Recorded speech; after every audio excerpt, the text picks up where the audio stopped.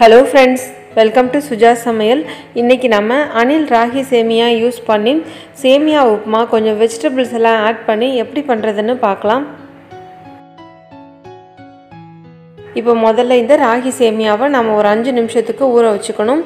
இந்த சேமியா மூழ்குற அளவுக்கு தண்ணி சேர்த்துட்டு இதுல ஒரு 1/2 டீஸ்பூன் அளவுக்கு உப்பு சேர்த்து இந்த தண்ணியில நல்லா இத கலந்து விட்டுக்கோங்க. இது வந்துட்டு சுடு தண்ணி எல்லாம் இல்லைங்க, நார்மல் வாட்டர் தான். சுடு தண்ணியிலலாம் ஊற வைக்கணும்னு தேவையில்லை. இப்போ இந்த சேமியாவை இதில் சேர்த்து நல்லா கலந்து விட்டுக்கலாம். இது ஒரு 5 நிமிஷத்துக்கு நல்லா ஊறட்டும். 5 நிமிஷத்துக்கு மேலே ரொம்ப நேரம் ஊறிச்சுன்னா இது ரொம்ப கூல் மாதிரி ஆகிடுங்க.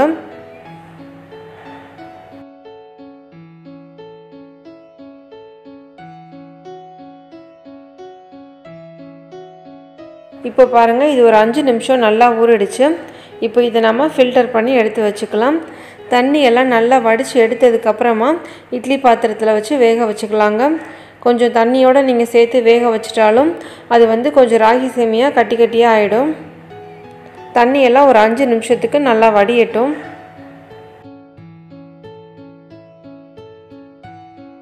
தண்ணியெல்லாம் நல்லா வடிஞ்சிருச்சுங்க. இப்போ இதை இட்லி பாத்திரத்தில் சேர்த்துக்கிறேன். இதை இந்த தட்டு ஃபுல்லாக நல்லா பரப்பி விட்டுக்கோங்க. தண்ணி கொதிக்க ஆரம்பிச்சதுலேருந்து மீடியம் ஃப்ளேமில் வச்சு ஒரு 7லேருந்து 10 நிமிஷத்துக்கு இதை வேக வச்சு எடுத்துக்கலாம்.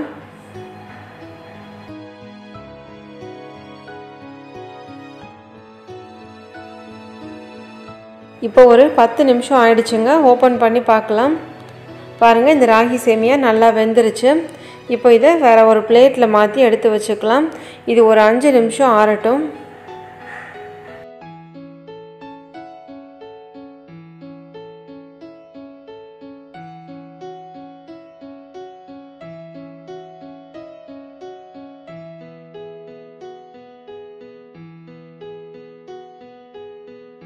இப்போ ஒரு கடாயில் 2 டேபிள் ஸ்பூன் அளவுக்கு எண்ணெய் சேர்த்துருக்கேன். இது கூட 1 டீஸ்பூன் அளவுக்கு நெய் சேர்த்துக்கிறேன். நெய் வந்து நீங்கள் விருப்பப்பட்டால் மட்டும் சேர்த்துக்கோங்க. இப்போ இதில் 1 டீஸ்பூன் அளவுக்கு கடுகு, 1 டீஸ்பூன் உளுந்தம்பருப்பு, 2 டீஸ்பூன் அளவுக்கு கடலைப்பருப்பு சேர்த்துக்கிறேன். இது கூட நீங்கள் விருப்பப்பட்டீங்கன்னா நிலக்கடலை பருப்பு கூட கொஞ்சம் சேர்த்துக்கலாங்க.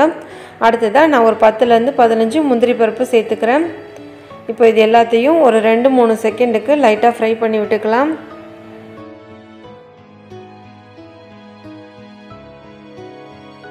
இப்போ அடுத்ததாக இதில் காரத்துக்காக ஒரு 3 பச்சை மிளகாய், நல்லா பொடியாக கட் பண்ண இஞ்சி, கொஞ்சம் கருவேப்பிலை சேர்த்துக்கிறேங்க.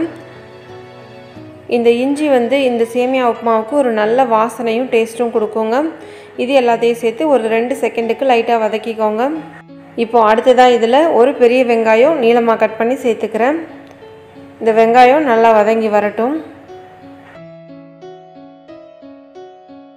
வெங்காயம் பாதி வதங்கிட்டு இருக்கும்போதே இதில் ஒரு கேரட், ஒரு 50 கிராம் அளவுக்கு பச்சை பட்டாணியை இது கூட நான் சேர்த்துக்கிறேன்.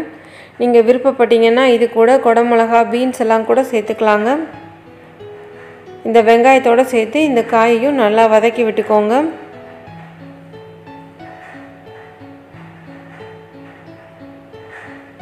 இந்த ராகி சேமியாவோட வெஜிடபிள்ஸ் எல்லாம் சேர்த்து பண்ணும்போதும் இது ரொம்ப சத்தாகவும் இருக்கும், ரொம்ப டேஸ்ட்டாகவும் இருக்கும். இப்போ இதில் ஒரு மீடியம் சைஸ் தக்காளி நான் கட் பண்ணி சேர்த்துக்கிறேன். இந்த தக்காளி, வெங்காயம், இந்த வெஜிடபிள்ஸ் எல்லாம் சேர்த்து நல்லா வதங்கி வரட்டும். இப்போ இதுக்கு நம்ம தேவையான அளவு உப்பு சேர்த்துக்கலாம். ஏற்கனவே நம்ம ராகி சேமியா ஊற வைக்கும்போது கொஞ்சம் உப்பு சேர்த்துருக்கோம். இப்போ இந்த காய், வெங்காயம் இதுக்கு மட்டும் தேவையான அளவு உப்பு சேர்த்துக்கோங்க. இதை இப்போ நம்ம மூடி வச்சிடலாம். இந்த வெஜிடபிள்ஸ் எல்லாம் ஒரு 5 நிமிஷத்துக்கு நல்லா வெந்து வரட்டும். ஸ்டவ்வை நல்லா லோ ஃப்ளேமில் வச்சுக்கோங்க.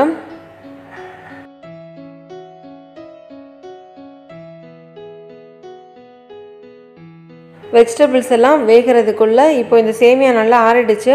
இதை கொஞ்சம் நம்ம உதுத்து எடுத்து வச்சுக்கலாம்.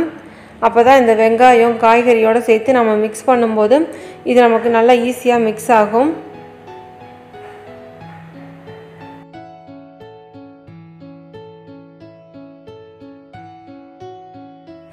இப்போ 5 நிமிஷம் ஆயிடுச்சுங்க. ஓப்பன் பண்ணி பார்க்கலாம். பாருங்கள், இந்த காயெல்லாம் நல்லா வெந்து வந்துருச்சு.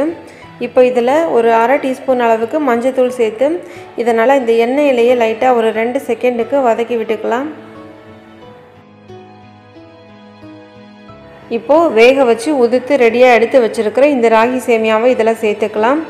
ஸ்டவ்வை நல்லா லோ ஃப்ளேம்லேயே வச்சுட்டு இதை ஒரு 5 நிமிஷத்துக்காவது நல்லா கலந்து விட்டுக்கோங்க. உப்பு வந்து உங்களுடைய டேஸ்ட்டுக்கு ஏற்ற மாதிரி இதை விட கூடவோ கம்மியாகவோ சேர்த்துக்கோங்க.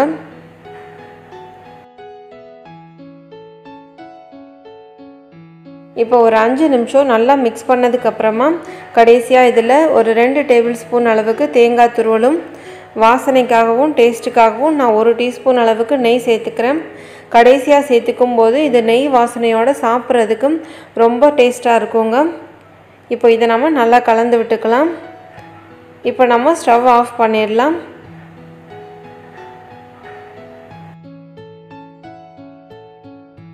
அவ்வளோதாங்க, நல்ல ஹெல்த்தியான டேஸ்டான ராகி உப்புமா வெஜிடபிள்ஸ் சேர்த்து இப்போ சூப்பராக ரெடி ஆகிடுச்சு. இதே மாதிரியே நீங்களும் செஞ்சு பார்த்துட்டு உங்கள் கமெண்ட் சொல்லுங்கள்.